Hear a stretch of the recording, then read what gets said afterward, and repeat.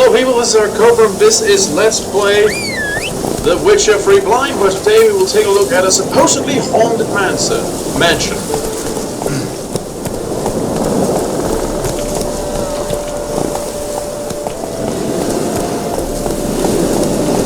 Giddy up. There we go, I was wondering why it wasn't moving faster. It's because I was pressing control instead of shift. Well, let's go foresting.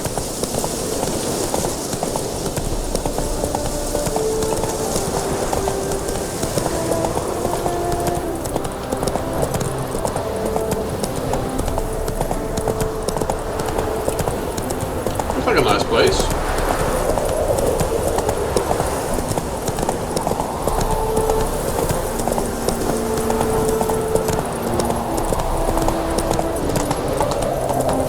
This is the haunted house.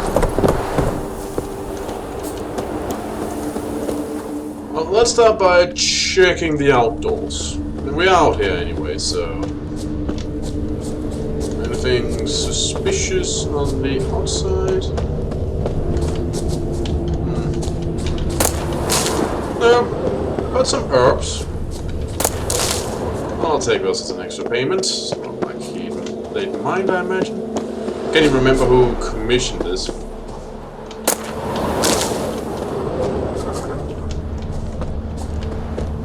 Well, everything appears fine from the outside. Of course, we can't tell whether the place is haunted or not just from our outside inspection. We'll also have to go inside.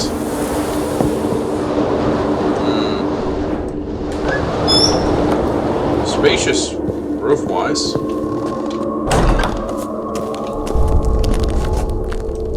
Whole building's shaking, but a specter would have attacked me already. Interesting. Inhabitant clearly left in a hurry. Looks moldy. Yuck.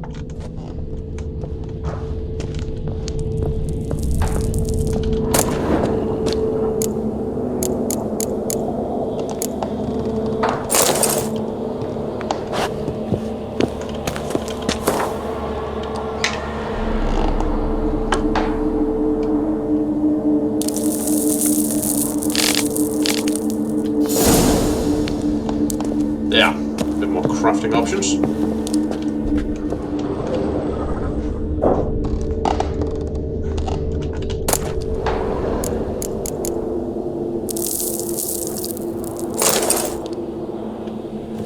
More about that guy being super stern.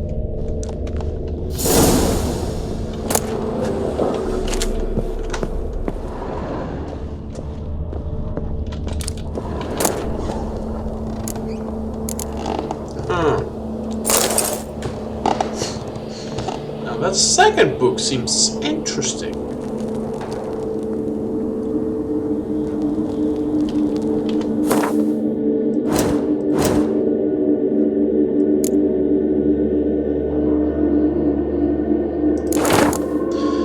What a lovely home. I cannot believe we were able to buy so cheaply. Valeria always had a keen mind for business. She hankered so fiercely that the broker dropped his price by a third. Incredible. Valerie says the room layout exceptionally well conceived. Well, with the spacious roof and then these sort of divider walls, it kind of reminds me of a shopping mall somehow. Tomorrow we will move all our things in. It'll be good to have our own place. Promise me peace quiet. Once we had arranged all the furniture, Valeria said we need to paint the walls yellow.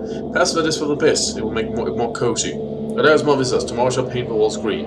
Valeria heard some noise during the night. She woke me several times, but I did not hear a thing. This night I heard them. The walls shook. Valeria decided to move back in with her mother for some time. Once I could do something for the walls, I joked that perhaps I could simply repaint them, but I don't think she found that amusing. The class has run full off. It seems to me that I heard a noise last night, something like a muffled roar. Valeria has returned. She found a buyer for the home, avoided any suspicion by claiming to be the mage's widow, set off the estate after her husband's unfortunate death at the stake. Full count must think he has found himself an incredible bargain.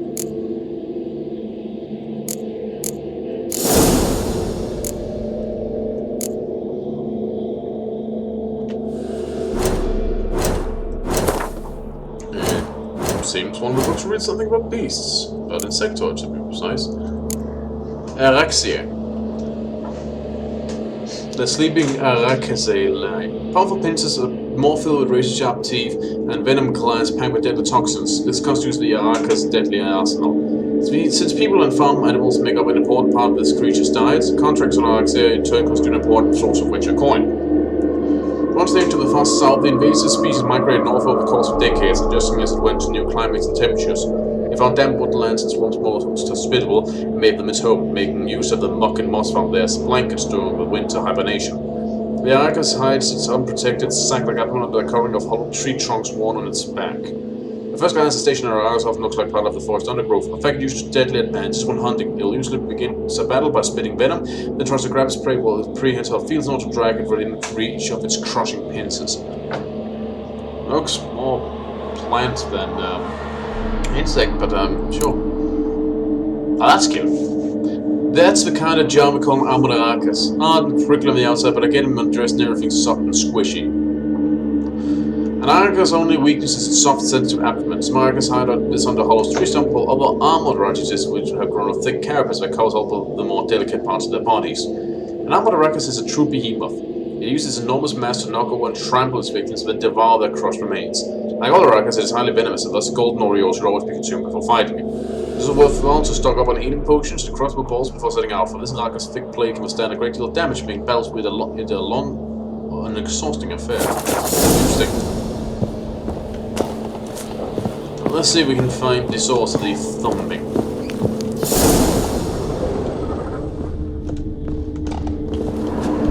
Oh, also got an entry for a venomous one. Well, let's check that out while we're here. Oh, there it is, I didn't even notice. Barely nicked me, I'll be fine. Last words of an unknown hunter. All Arcaceae are highly venomous. This breed produces an especially strong toxin. A few drops are enough to kill a grown man. Unless that man is a witcher, whose mutations will neutralize small amounts of this venom. Large quantities, however, will kill anything that tosses, with mutations only prolong an inevitable and painful death in such instances. Venomous Arcaceae produce colossal amounts of this toxin deployed during combat in many ways. Before striking, a venomous Arcaceae will cover its pincers and teeth with a thick coating of this deadly liquid. It will then squirt the venom to its opponent to weaken it. I think there might have been a bit of a misspelling here. Well, not misspelling, a misgrammar, I guess. And once locked in direct combat, will continue spraying the noxious ooze all around itself, meaning every breath brings its victim close to death. Like all members of its species, venomous Arcaceae use prehensile feelers to grab and immobilize their prey. When attempting to fight such a creature, we should drink golden Oriole, which will reduce its body's vulnerability to poison, and then attack from safe distance with crossbow or bombs before dealing a finishing blow with a silver sword enhanced with a coating of insectoid oil. And then just garnish with parsley. Mwah. Air flowing through this crack. There's something in there. Yep. Well, let's...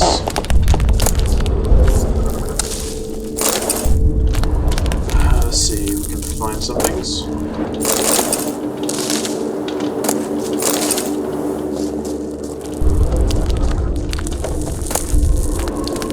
See the bottle.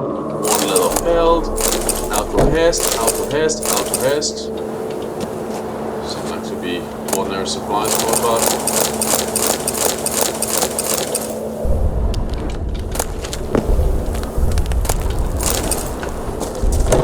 But here.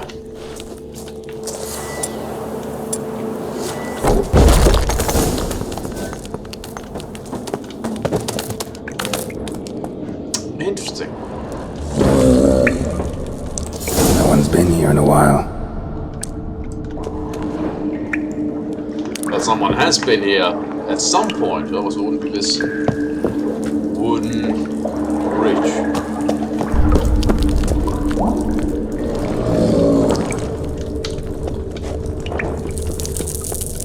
Not the root of any ordinary plant.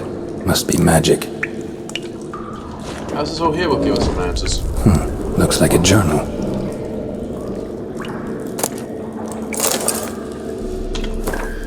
When dealing with beings of this nature, it is most vital to achieve equilibrium between giving free rein to its will and obstructing it with the fetters of servitude. The sagacious elementalist who has tamed a magic minion should not heed the sweet yet pernicious urge to unbind the being, for only harm will come of it. Wailing and gnashing of teeth will be the only result. Likewise, he who tightens his servant choke to overmuch will gain nothing from it, for his enchained being will be to him dumb and dull as a lumber firm. The key to prepare proper magical barrier, one whose effectiveness shall be backed by a crystal of power. This crystal is of the utmost importance. If you should break, the barrier shall fail. Your worry not overmuch, for neither action nor blade can harm you. A barrier thus secured shall serve as the minion's prison, without unduly hindering its power. The ability to erect it properly, however, demands a high level of proficiency, the kind can only a superficial study of practice can provide. The bungalows and near-to-wells of a profession need not apply. Right, sounds so a bit pompous. Must have Dukas made a clean copy of the first draft prepared for publication. Wonder where that clot is. It's sent off to Cheesening ages ago. An earth elemental. Pretty powerful, too. Gotta go deeper. Need to open the passage somehow. Passage is blocked? Yep. Well, I suppose we don't really have much. More bestiary stuff.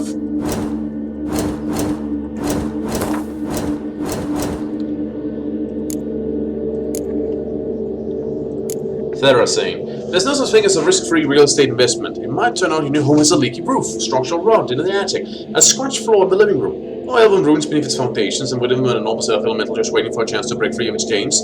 Finding such a monster is no easy task. Its tough outer husk deflects all of the strongest blows. It can liquefy man's bones with one crushing blow from its fist, thus one should never near it without first casting the Quen sign. One should have the Jotun sign at the ready as well, whereas the other signs, Igni, Ard, and Axia, are completely ineffective against it. Jotun and Quen. The materium-born elemental oil. Well.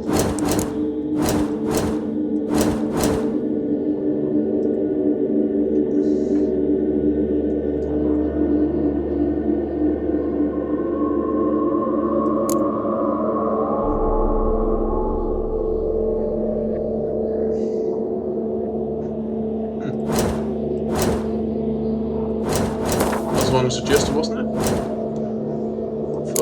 Earth elementals and Therazane. The material elemental. Yep.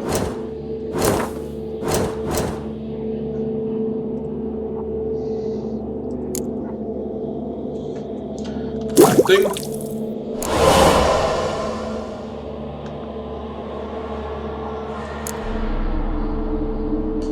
Need an enhanced material bomb, but I don't have the recipe for that.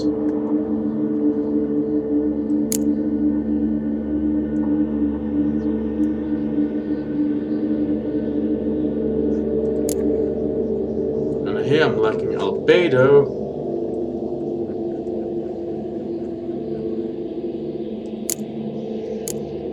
With which I needed white gold. For which I needed cherry cordial. Which I'm still not sure where to get. Somebody might have said it, but maybe I have forgotten.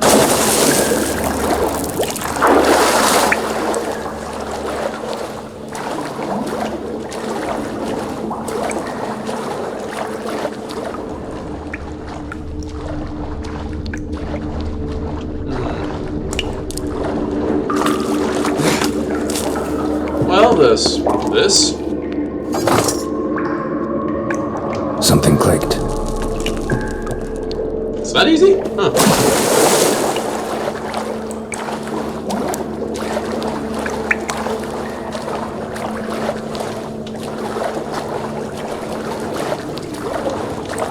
Apparently, yeah.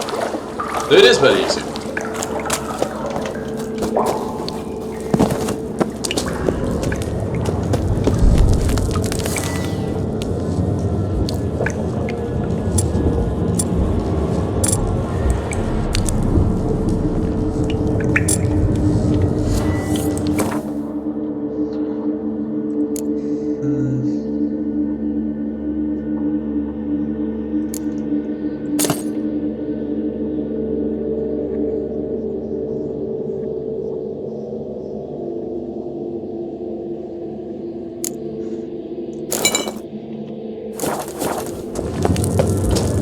Managed to break its magic bonds. A few days more and it would have wreaked havoc all around.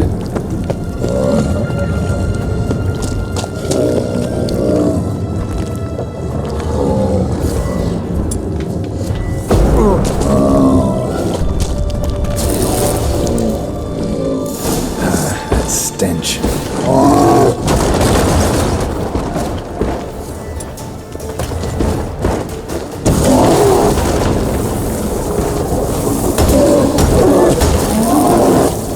Can't do your fancy magic bullshit with it now, can you? Whoop! Maybe you can do some fancy magic bullshit anyway.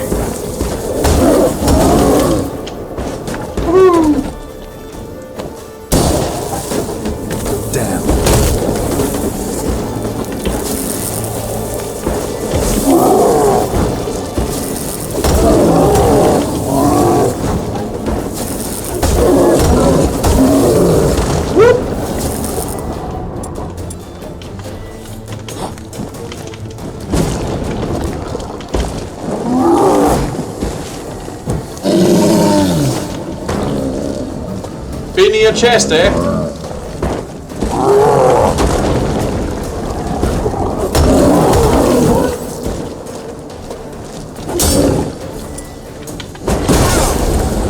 Ouch.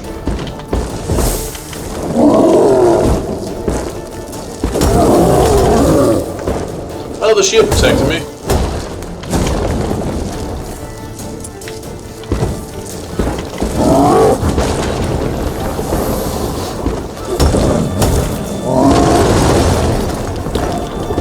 Man, you're knocking over the entire fucking chamber.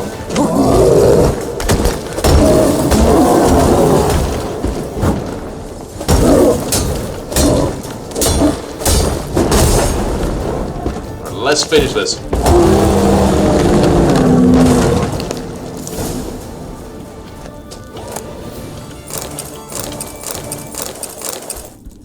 Cleaver hood.